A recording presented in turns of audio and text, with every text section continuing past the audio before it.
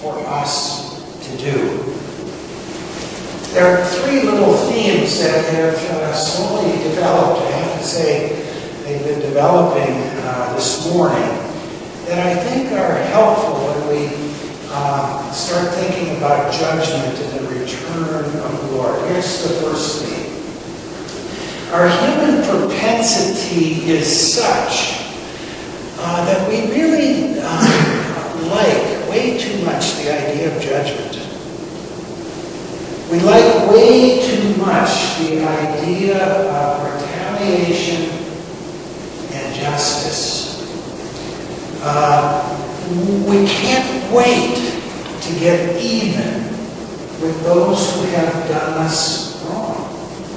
You know, I used to love watching the Clint Eastwood movies. Was there anything socially redeeming about a guy with a .38 long barrel special putting it up the nose of another guy and saying, "Make my day"? I loved it. Loved it. Because it was what? Retaliation. It was judgment. I'm saying in our untransformed, un-Christ-controlled nature, it's really easy for us to take that track of judgment, not only for others, but for ourselves, to heart.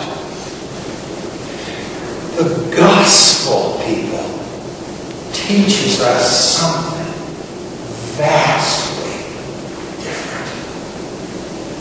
It speaks to us of redemption, reconciliation, love, and forgiveness.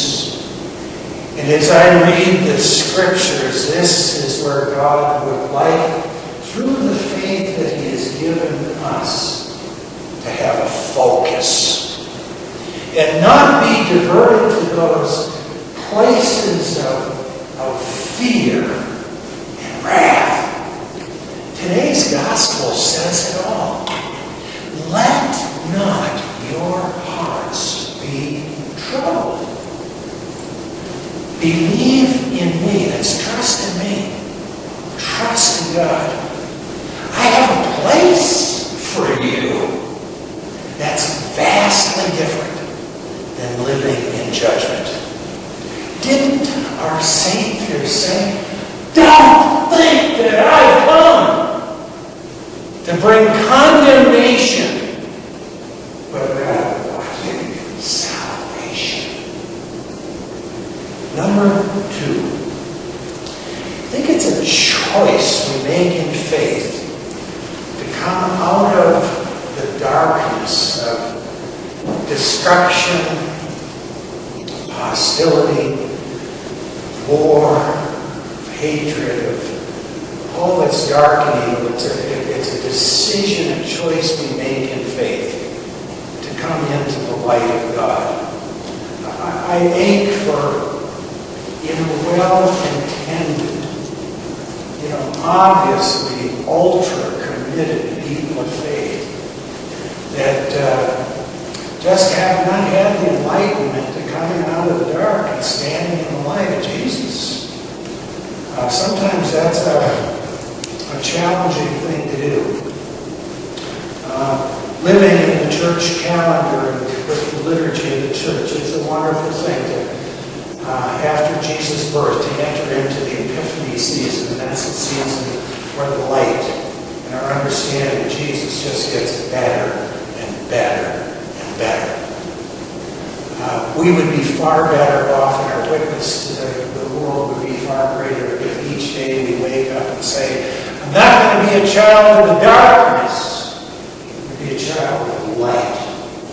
And the light of God is Jesus. You realize He is the only one who says, "I am the way, the truth, and the life." It's easy to live in the darkness and be a part of this world. To be a person of faith is a challenging thing. We're new light of the day and walk in Him, a follower of Jesus. And then lastly, I had a lot of fun studying that word room. You listen to the children's story. Isn't it great to have a room? But I'm glad the kids aren't here because I have to go into a little more explanation. The Greek word that's used there is larger than a room.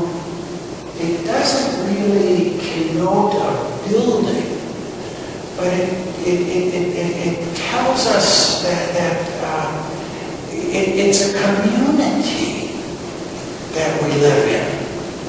And I think that's the other propensity that humans have in living in this judgment thing. They live in isolation. How did Harold Camping get to that place of being so arrogant that he could believe and try to convince a portion of the world that he knew more than what God, or that Jesus knew, or knew more than what the angels knew? You know how you get to that place? You get to that place in isolation. You get to that place in being an egotist. And what helps us not to become egotists is to live in community and to have the humility of other people being able to challenge us and to be in discussion and say, Pastor Mark, you're nuts. Jesus probably isn't coming back September 21st, 2011. Get a grip on yourself. Read the Bible. That happens in community that's loving and committed to one another. For each of us, Christ has prepared that place. That's a wonderful and loving place. Now, would you hear the words of the gospel today? Don't let your hearts be troubled. Believe in God. Believe in me. Where I want to prepare a place for you, if I go and prepare a place, I'm coming back. And I'm going to make sure you get there. I am the way, the truth, and the life. There's the last thing in the text just to think about. There's so much to think about in this lesson. Jesus said, when you get these things squared away, you can go into the world and do even greater things than I have done. Now, I have a real hard time getting my head around that, doing things that are greater than what Jesus did. He wouldn't tell us something unless it's true. You remember he fed 5,000? You know, in our lifetime, compelled with the love of Christ, motivated by the gospel, you and I together have the power to feed a whole lot more than 5,000. Think of the healings and miracles that Jesus did. Very limited when you count them up.